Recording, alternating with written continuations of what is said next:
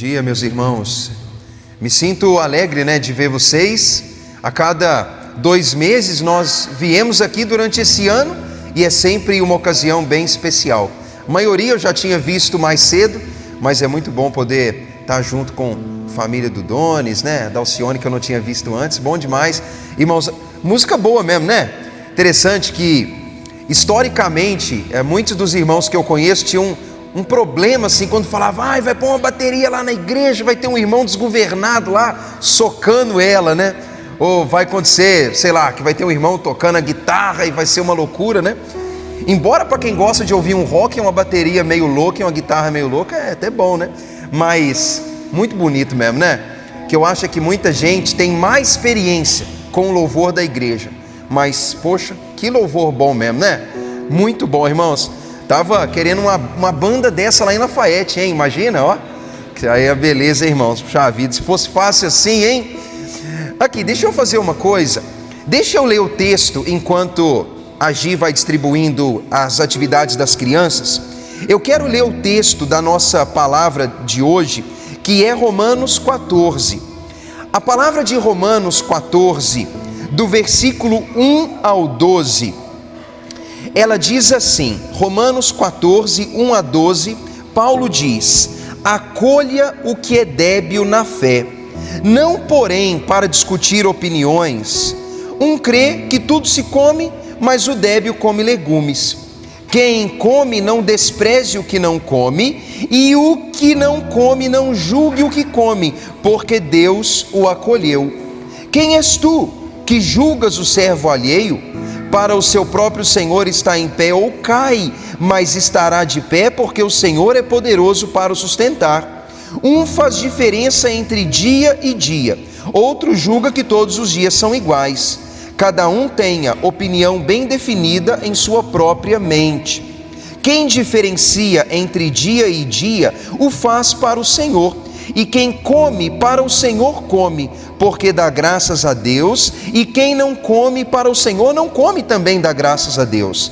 Porque nenhum de nós vive para si, e nem morre para si, porque se vivemos, para o Senhor vivemos, e se morremos é para o Senhor que morremos. Então, quer vivamos ou morramos, somos do Senhor. E foi precisamente para este fim que Cristo morreu e ressuscitou, para ser o Senhor tanto de mortos como de vivos. E tu, porém, porque julgas o teu irmão? E tu, porque desprezas o teu?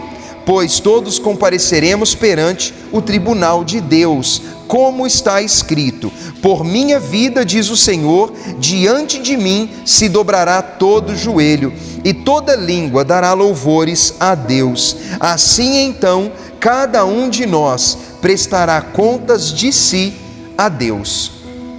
Esse texto certamente traz muitas lições, e as crianças têm também a sua lição tirada desse texto.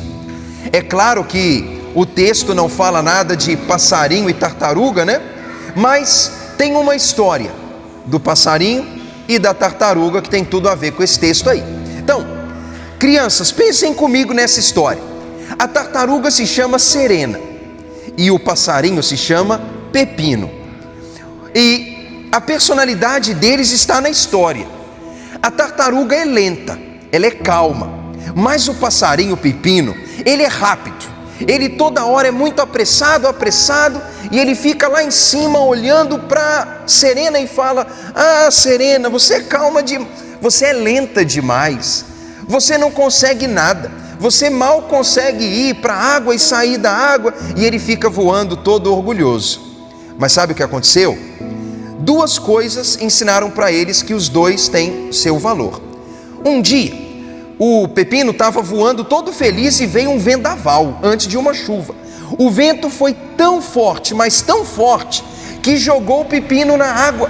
E ele caiu no lago onde a Serena vivia. E quando ele caiu lá, ele começou a se debater e ele batia as asas, mas passarinho não voa na água, E quanto mais ele batia as asinhas, tanto mais o Pepino se molhava, as asinhas ficavam muito molhadas e pesadas, e ele começava a sentir que ia se afogar. E calmamente a Serena veio, no passo dela, na velocidade dela, ela entrou no lago e ela foi nadando até o pepino e disse: Pepino, calma, segura no meu casco que eu vou tirar você da água. Então o pepino colocou a patinha lá, o pezinho no casco da serena, e ele foi todo calminho sendo levado por ela para a margem. A serena também teve um dia em que ela tinha feito um ninho, e o ninho da serena era muito frágil. Um outro vendaval veio também e levou todas as folhas do ninho da serena embora. Bem, o pepino já estava esperto, ele não ia cair na água de novo, ele sabia que quando venta tem que ficar num lugar seguro, mas a casinha da serena foi embora, e ela estava toda triste, casinha indo. Então ela falou: me ajuda, pepino. E ele foi voando rapidinho, e ele pegou ali os matinhos do ninho da serena, e ele levou para ela. E a serena falou: poxa, que passarinho gente boa, Veja, um vendaval jogou pepino na água e serena ajudou. Um vendaval levou o ninho da serena e o pepino ajudou. Uma vez um ajuda, da outra vez outro ajuda. Eles eram iguais? Não. A serena é lenta, mas ela nada. O pepino é rápido, mas ele não nada. Cada um tem uma qualidade, mas nenhum é melhor que o outro, porque em uma mesma situação, os dois precisaram de ajuda. Meninos, a história conta que ninguém é igual, mas todos são importantes. Todos podem precisar de ajuda e todos podem ajudar. A história ensina que as diferenças são necessárias. Se não tivesse a serena, Pepino poderia ter morrido afogado. E se não tivesse o pepino, a serena ia ter dificuldade de fazer outro ninho tão devagarinho. Então, cada um fez sua parte e os dois eram importantes. Combinado? É a história do pepino, a história da serena. Você pode colorir, pode desenhar. Se você quiser fazer aí algo diferente no desenho que tem, você pode fazer também. Mas o que eu digo é: diferenças são até benéficas. Mas, irmãos, vamos estender um pouquinho essa ideia, Se a vida fosse só um lugar de serena e pepino, eu acho até que o mundo seria mais fácil, mas o mundo não é assim, O contexto do que Paulo nos ensina, ele convida cada cristão a pensar que há tantas diferenças que podem atrapalhar uma unidade boa e que nós, como cristãos, precisamos aprender a lidar com elas. Eu cresci numa igreja e todo mundo que passa tempo demais numa igreja descobre que as diferenças são mais evidentes do que os elementos de unidade. Muitas vezes as igrejas não compreendem bem que cada cristão está em um estágio de maturidade, que cada igreja tem uma cultura, que pessoas praticam coisas diferentes e que nem sempre elas são essenciais e que nunca elas deveriam ser motivo de desunião ou divisão. Eu imagino que se nós fizéssemos uma visita na igreja do livro de Atos ou da igreja primitiva, a gente veria que nem tudo era milagre e que nem tudo era comunidade assim do tipo: poxa galera, bora reunir, tá tudo bem. Eu acho que nós veríamos que tinha muita coisa a ser superada para a igreja estar unida. Imagine uma igreja em que tem judeus e não judeus. O judeu guarda o sábado, o não judeu não guarda dia nenhum. Um judeu não come carne, mas o não judeu come tudo. Aí como você faz? Reúne em um grupo pessoas tão diferentes, que guardam dias ou não, que comem coisas ou não, e que têm um monte de diferenças na vestimenta, em celebrações, em dias festivos, em modo de celebrar datas especiais. E aí tem esse povo que se reúne, e agora como faz? Como você faria, meu irmão? Como você lidaria com as diferenças? Como nós olharíamos o outro e como trataríamos o que ele faz? Bem, talvez aqui uma comunidade madura do século 21 diria: que é isso? Na capital a gente sabe lidar com diferenças, mas nem sempre foi fácil assim e nem sempre o é. judeu olhava para o não judeu e pensava assim: onde já se viu? Como pode alguém comer isso? Como pode alguém não guardar um sábado? Como pode alguém agir de tal maneira, né? Aí começaria aquela atitude de julgamento. Mas vem outro cristão, em seu grau de maturidade, e ele desprezava aquele homem, falava: mas colega, que diferença faz guardar um dia, rapaz? Que diferença faz comer um espetinho de pernil, por exemplo? Você falaria: não faz diferença. Poxa, o bagre, você não vai comer um bagre? Não, come também. Haveria o desprezo. A igreja de Deus, ela lidou com um grande problema ao longo dos anos. Há quem julga, há quem despreza, porque no final das contas é muito difícil entender certos costumes dos outros. Paulo escreveu essa carta, meus irmãos, lidando com o dilema da liberdade e da consciência. Para pensar nessa frase: o dilema da liberdade e da consciência. Imagine que um cristão, ele é livre, teoricamente livre para aquilo que é bom, mas como nós não somos tão assim espertos em determinar o que é bom e ruim, vamos pensar na liberdade assim de uma maneira meio geral. Imagina assim: eu sou cristão e na minha liberdade cristã eu como e bebo, me divirto, não divirto, faço ou não faço, e muito do que eu vivo na minha liberdade cristã se baseia no que eu aprendi na igreja, no que eu aprendi em casa, nos meus gostos pessoais, na minha maturidade de vida, ou em coisas que eu acho. Eu construí um conjunto de ideias que dirigem a minha liberdade. Aí eu convivo com outros cristãos que, tendo as suas ideias, vivem também a sua liberdade. Mas eu vejo que na minha liberdade há coisas que eu faço que o outro não faz, coisas que o outro não faz e que eu faço. E aí, como que eu lido com isso? É difícil, irmãos, não é difícil? Poxa, vai numa igreja, tem igreja de todo tipo, liturgia de todo tipo, vestimenta de todo tipo, tem cristão de todo tipo. Há uns 10 anos atrás, ainda era comum eu ouvir lá na minha igreja cristãos mais velhos que diziam assim: pastor, como que você pode ouvir ou cantar na igreja a música do grupo tal? Olha a aparência dos músicos lá, tudo cabelo estranho, tudo tatuado, roupa larga, isso não é crente não. E eu falava: é isso que define um crente ou não? O cabelo, a roupa, é isso? Entendeu? Ainda tinha muito isso. E na mente de muitos ainda tem. Como, por outro lado, tem crente que cria um padrão tão elevado de vida que julga os que não são exatamente daquele jeito. A pergunta é: quem está mais certo? Quem está mais certo? Bem, o mais rígido diria: eu estou mais certo, é claro. Eu não uso essas roupas não, eu não ponho tatuagem não, meu cabelo é sempre assim assado, na minha igreja não tem isso não, lá todo mundo, assim, tudo certinho, a minha igreja é boa. Ou eu, cristão assim, eu é que sou crente, e a gente costuma agir desse jeito. Ou o outro que já teve essa mente, amadureceu e já percebeu que o cabelo não é o que define, a tatuagem não é o que define, a calça larga ou menos larga não é o que define. Aquele cristão já olha e fala: meu amigo, eu tive esse conflito há 20 anos atrás, já superei isso aí é assunto antigo. O crente evolui e percebe que não é isso que importa. Tem o julgamento, tem o desprezo. Dentro da liberdade, cada um tem agido. E como lidamos com isso? Paulo diz: um acredita que se come de tudo, outro acha que só deve comer legumes, um acha que tem um dia específico e outro trata todos os dias como iguais.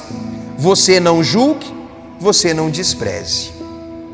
Meus irmãos, aqui eu faço um apelo para vocês, e eu confesso que já tentei fazer esse apelo a uma igreja dividida. Não deu muito certo, nada certo, né? Tiagão estava lá no dia, foi péssimo, né? Teoricamente. Mas imagine, você aceitar o outro é um ato cristão. Quem seria eu para chegar a alguém e apontar o dedo para ele e dizer: meu irmão, só coma legumes. Quem sou eu? Ou quem seria eu para chegar a alguém que só come legumes e dizer: come carne? Que direito tem? Por que deveria fazer? Por que deveria tratar uma opinião pessoal como regra? Isso é, se a Bíblia não trata como regra. O apelo que faço para vocês é: percebam a liberdade que há, percebam que há espaço para diferenças, e que muito do que nós tendemos a fazer tem mais a ver com opinião pessoal, com um gosto, ou criação, ou cultura local, mais do que uma verdade a ser imposta sobre todas as outras pessoas. Mas isso não é simples, porque a liberdade, geralmente ela não é bem vista quando eu vejo a expressão de liberdade no outro. Meu desejo é que o critério de liberdade seja o meu, e que a única liberdade aceita seja aquela que não me soa estranho. Parece para mim ruim que a liberdade do outro vá contra a minha própria cultura, mas qual cultura é melhor que a do outro? Eu acredito que todo cristão deveria andar pelo mundo e dar uma olhadinha e perceber que é tudo muito diferente. Os cultos são diferentes, as pessoas são diferentes, há muitas expressões diferentes, mas no meio disso tudo, a gente quer imaginar que há um povo de Deus expressando sua fé. O que julga, geralmente tende a ser arrogante, tende a olhar o outro com... O que despreza, tende a ser arrogante, a olhar o outro com um olhar de superioridade. Eu olharia para um cristão ainda se debatendo com temas que já foram superados por mim na minha caminhada, e eu penso: nossa, que ridículo, colega, para de debater isso, você ainda está nessa discussão? De vez em quando a gente presencia isso, discussões que precisam ser superadas, mas eu deveria agir com arrogância pensando: ei, bobeira isso. Arrogância nunca é bem-vinda, irmãos. Por mais que os anos e que a experiência me coloquem em um grau de maturidade, nenhum cristão deveria desprezar nenhum cristão. Mas eu afirmo, isso acontece. Como um adulto que geralmente despreza uma brincadeira de criança, assim há cristão que despreza a vivência espiritual do outro. Há cristão que não aceita a expressão do outro, e isso seria certamente um problema. Mas se é o caso de alguém que condena o outro, pode ser que ele está querendo que o outro faça exatamente o que ele acha certo. Você não deve comer, você não deve usar, você não deve fazer. Mas quem sou eu para ser juiz de alguém? A liberdade, ela não é simples, mas ela precisa ser aceita, irmãos. É um grande dilema. Mas Paulo, ele diz que a liberdade, ela precisa ter um critério. Eu acho interessante que ele diz no versículo 5, um diferencia entre dias, outro trata todos iguais. Cada um tenha a sua opinião bem definida na mente. Um separa dias para o Senhor, outro come para o Senhor, outro não come para o Senhor. E é de fato assim, ninguém vive para si e ninguém morre para si. O crente, ele vive para Deus e morre para Deus, e Cristo fez exatamente isso. Ele morreu e ressuscitou para ser Senhor de tudo e de todas as decisões. Eu posso hoje falar de liberdade, posso hoje dizer assim: há liberdade em certos costumes e tradições e opiniões pessoais, mas toda liberdade precisa ter um critério. E qual é o critério da liberdade? Paulo diz: o critério da liberdade humana é o Senhor, que é o mesmo sobre todos. Interessante, irmãos, que exige grau de maturidade aceitar isso aqui, né? Parece para mim antinatural que um só Senhor seja o Senhor do que guarda o sábado e do que não, do que tem a dieta judaica e do que não, Soa estranho para muitos cristãos que um seja o Senhor de cristãos com um culto mais solto e os cristãos de culto mais rígido. Que você vai ter um só Senhor daqueles que só usam terno e gravata e dos que nunca usariam terno e gravata. Parece muito esquisito que um Senhor esteja governando essas duas escolas de cristianismo, né? Parece muito estranho, não parece, irmãos? Mas Paulo diz, é totalmente possível e totalmente provável que o mesmo Senhor seja o Senhor de ambos, que os mesmos cristãos que servem a Deus de um jeito são aceitos, assim como os que servem de outro jeito. Eu acredito, irmãos, que Deus, Jesus Cristo devem olhar e dizer assim, poxa, tem crente dizendo que aquele não é crente, tem cristão dizendo que aquele não é cristão, né? Porque eles têm diferenças. Mas Jesus poderia dizer o seguinte, olha, todos são meus, todos são meus. E eu até nem prefiro o jeito do A e nem do B, eu acho que cada dia eu gosto de um, ou eu gosto dos dois misturados. Interessante pensar sobre isso, não é, irmãos? Imagine comigo, se eu posso fazer tudo para a glória de Deus, e o meu irmão pode fazer tudo para a glória de Deus, imagine, esse é o critério que vou aplicar. Eu posso comer para a glória de Deus, e outro não come para a glória de Deus. Eu posso selecionar um dia da minha semana para a glória de Deus, e o outro também para a glória de Deus. Mas veja, existe o critério, e o critério não é minha criação, não é a minha igreja, não é a minha tradição religiosa, é menos ainda o meu achismo, mas o meu critério é o meu Senhor, porque fiz para Ele, não fiz para Ele. Eu vivo para Ele, e se morrer, morrerei para Ele. Paulo diz, existe liberdade, existe espaço, mas o espaço do crente, ele tem um critério, e o critério é o seu Senhor. Irmãos, a liberdade é real, mas a liberdade tem um critério, um freio e um limite. Quem governa a liberdade cristã? Qual é o fiel dessa balança? Porque imagine comigo, de um lado da balança, na bandeja daqui, tem um tipo de vivência espiritual. Do outro lado, outro tipo de vivência espiritual.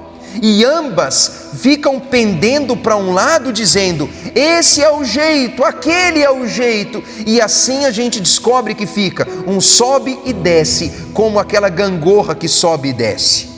E aí todo mundo vai ficar naquela grande discussão, que é uma discussão que historicamente dividiu igrejas e causa vexame no mundo secular, porque não vê os cristãos agindo com maturidade no meio dessas diferenças. Mas aí no meio disso tudo, tem o ponteiro, o fiel da balança, aquele que diz aqui é o ponto de equilíbrio, e o fiel da balança é o nosso Senhor, aquele que governa e dirige todas as decisões e que deveria ser o guia da nossa mente. Eu tenho uma opinião definida na minha mente, mas a minha mente é uma mente cristã, o Espírito Santo está dentro de mim, ele enche meu coração e minha mente, e o que eu como é por causa dele, que não como é por causa dele.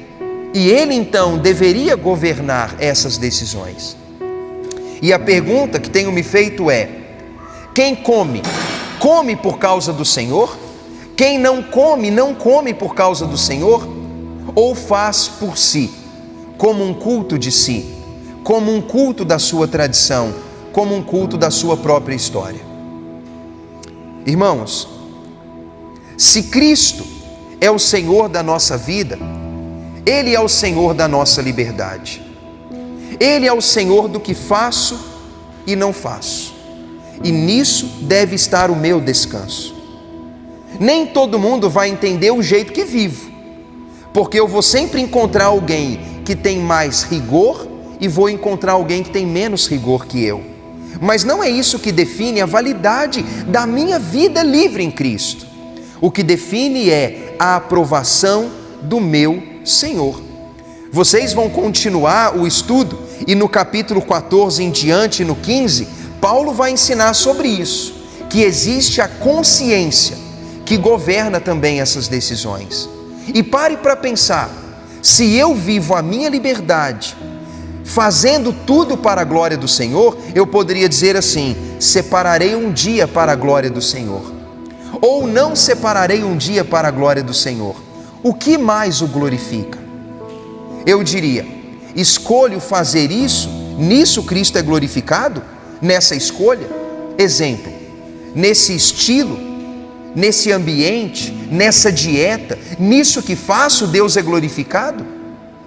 Bem, o cristão sincero, ele poderia fazer essa pergunta, e provavelmente todos acabariam descobrindo que tanto o que tem excesso, quanto o que tem falta, talvez ambos experimentarão que Cristo não é glorificado em tudo que é do excesso e nem tudo que é na falta.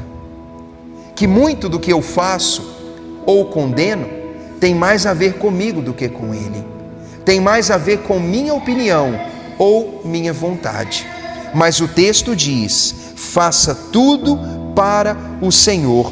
O mesmo Senhor é o Senhor do que come e não come, o mesmo é o Senhor do que separa um dia de outro dia. Então, quem é você que julga o teu irmão? E quem é você que despreza? E Paulo então agora apresenta o critério, ou ele coloca um peso, vamos dizer assim, é melhor. Ele diz: todos comparecerão perante o tribunal de Deus, e Deus julgará todos. Ninguém deveria julgar seu irmão, porque Deus vai julgar o modo como cada cristão vive e como cada cristão experimenta sua liberdade. Interessante, irmãos, que para minha opinião pessoal, vamos dizer assim, mais livre, eu já julguei o rígido. Ele nem precisaria do Senhor julgar, não precisa tribunal de Deus e nem de Cristo, já tem o tribunal do Tiago. Eu já sentenciei, ele é imaturo, o que ele faz é besteira, isso não é essencial para a salvação, e eu já, bati ali o malhete, dei a sentença, fechou. Mas o que é muito rígido, ele também já me julgou, e ele emite aquele juízo e diz: Deus não precisa de tribunal, já está julgado, eu julguei, ele é muito livre, ele não é crente não, e assim vem o juízo.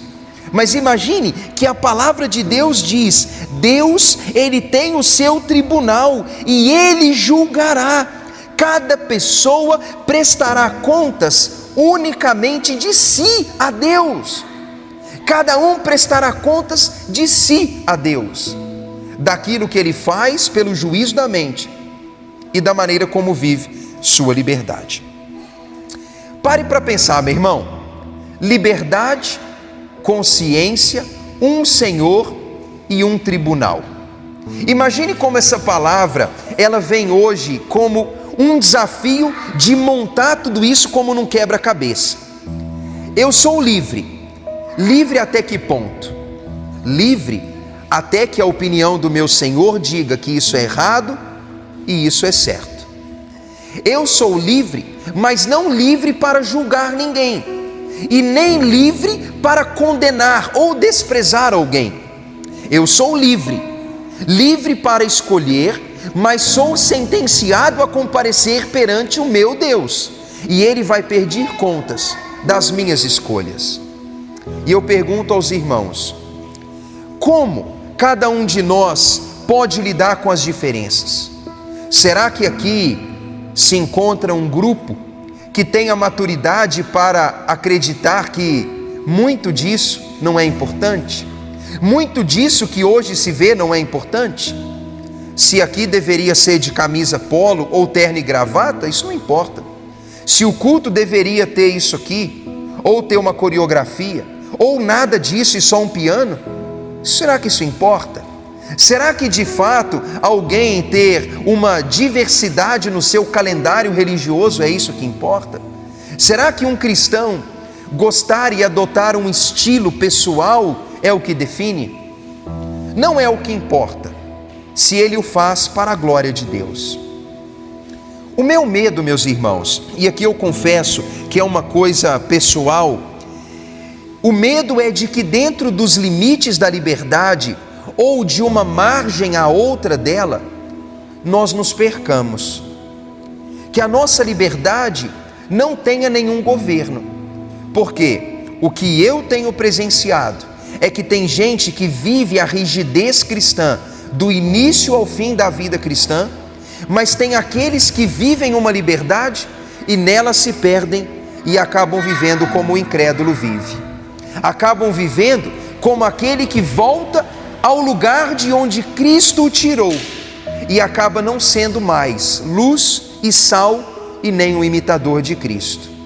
Provavelmente vocês conhecem cristãos que um dia foram muito sólidos no combate ao pecado e que foram muito conhecidos pela mudança de vida que experimentaram, mas que os anos passaram, se tornaram mais conhecedores da Escritura, conheceram mais a fé, e agora então, com essa nova maturidade, eles dizem assim: não, meu irmão, isso não tem nada a ver, isso tudo é besteira, isso aí não importa, isso não é necessário. E a gente olha para ele e já tem nada em que o distingue de um incrédulo ou de alguém que não tem Deus. E a gente diz: será que isso é um cristão vivendo a liberdade cristã? Ou será alguém que não é regido pelo Senhor Jesus, mas pela própria natureza pecaminosa, pelas próprias vontades confusas? Fazer ou não fazer é uma grande pergunta. Usar ou não, como agir enquanto cristão? Como cada um aqui age? Que seja Cristo aquele que governa cada uma das nossas decisões. Eu tenho uma opinião pessoal, irmãos, de que um cristão saudável, ele vai experimentar ao longo da caminhada um processo de leveza. Um processo de leveza. Não sei se a tradição religiosa de onde vocês vêm, porque aqui pode ter gente que veio de lugares muito diferentes, mas toda primeira experiência religiosa, ela implica em certos pesos que são colocados. E a gente começa a trajetória leve pela experiência da salvação, mas um pouco pesado com as obrigações recém-recebidas. E a gente começa a caminhada da fé dizendo assim: vou te falar, por exemplo, como era minha. Bola não, short não, camisa de manga curta, reveja, praia jamais, ajuntamento não, baralho, do diabo, perder uma reunião na igreja, nunca. E olha que tinha muitas reuniões semanais. E aí começava com tudo isso, as cobranças e os pesos. E aí você vive um tantinho sobrecarregado, pensando assim: poxa, eu não posso nada.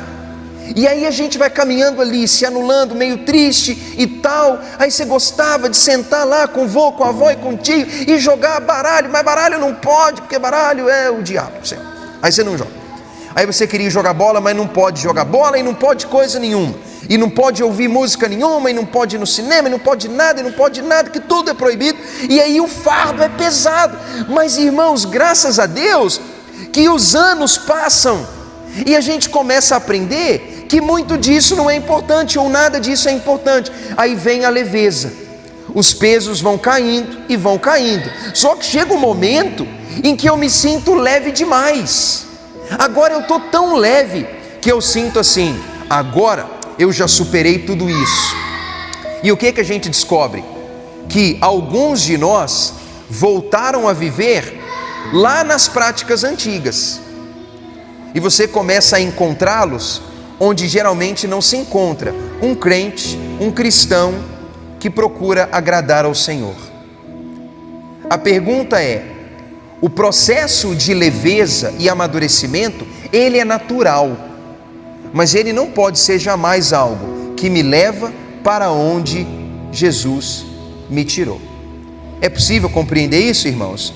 Que eu quero viver leve, e eu quero jogar fora todas as bobagens, mas eu não quero estar tão leve que eu volte lá atrás, para onde, ou do lugar de onde Cristo me tirou.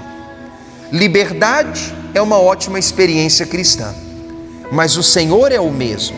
Se Ele é o Senhor, eu não sou o Senhor, nem para julgar, nem para desprezar. Ele tem o dia do juízo, compareceremos perante Ele. Mas enquanto isso, irmãos, procurem viver as diferenças, procurem celebrar as diferenças. É indispensável que em todo o ambiente haja um lado e outro lado. É bom que não haja um tipo só de pessoa em lugar nenhum. Imagine se em uma igreja ou comunidade só tivesse gente do Galo ou do Atlético, se tivesse gente só da esquerda, extrema esquerda, centro ou extremo centro, direita, extrema direita, ou se em um lugar só tivesse gente de um tipo social, ou se tivesse só gente com um grau de cultura. Eu afirmo para vocês, esse ambiente ia ser chato demais, ia ser horrível. Um ambiente onde todo mundo é igualzinho, onde não há confrontação, onde não há diferença, onde não há o equilíbrio que só é possível quando tem pessoas que opinam diferente, mas debaixo de um mesmo Senhor. Isso é essencial. Eu gostaria de orar com os irmãos, mas não antes de orar, só mesmo ler o versículo que viria numa sequência daqui para frente. O texto vai dizer: assim então, cada um de nós procure agradar ao seu próximo no que é bom para a edificação dele, porque foi assim que Cristo viveu. Ele não viveu para agradar a si mesmo, mas ele suportou tudo, buscando o que é bom para o outro. É assim que nós vivemos, irmãos. No meio da nossa liberdade, não há juízo, não há desprezo, porque o Senhor é o mesmo, e a minha vida, ela não deve ser uma vida para diminuir ninguém, nem para jogar setas em ninguém, mas para procurar edificar. Vamos falar com Deus sobre isso, irmãos? Vamos fechar nossos olhos, pedir ao nosso Deus que nos dê a paz e o equilíbrio e a honestidade nessa trajetória da liberdade cristã. Senhor Deus, Tu és o Senhor da nossa vida, Senhor dos que vivem e que morrem para a Tua glória, Senhor dos que comem e não, dos que diferenciam dias e não. O mesmo Senhor é Senhor de judeus e não judeus, e de pessoas que certamente hoje aos nossos olhos seriam estranhas. Mas obrigado, Deus, porque é o Senhor quem emite esse juízo e não eu. O critério humano, Pai, é muito pesado, e por vezes nós estaríamos nos excluindo mutuamente, mas o Senhor tem o padrão e os meios adequados para entender a vida de cada pessoa. O meu pedido nessa manhã, meu Pai, é: nos ajude a viver a liberdade cristã para a glória do Teu santo nome, com a mente e o coração dirigidos tão somente pelo Senhor. Que a minha opinião seja formada pelo Espírito, pela palavra e pela submissão ao Senhor. E que a minha maneira de lidar com meu irmão seja uma maneira honesta e sincera, como irmão e não como Senhor. E nessa oração, eu oro pela igreja do Senhor. A igreja do Senhor, ela é diversa. E eu sei, Pai, que as igrejas não lidam bem com as diferenças, com as liturgias e com as tradições, mas nos ajuda, Pai, a olhar para o alvo, porque quem olha para o alvo se descobre junto durante essa caminhada. Eu peço que o Senhor limpe a igreja e que o Senhor nos santifique e que o Senhor nos una para a glória do Teu santo nome e para que a unidade da igreja seja um testemunho para o mundo ainda perdido. Nós Te glorificamos por essa palavra e pedimos, nos ajude a vivê-la, em nome de Jesus. Amém.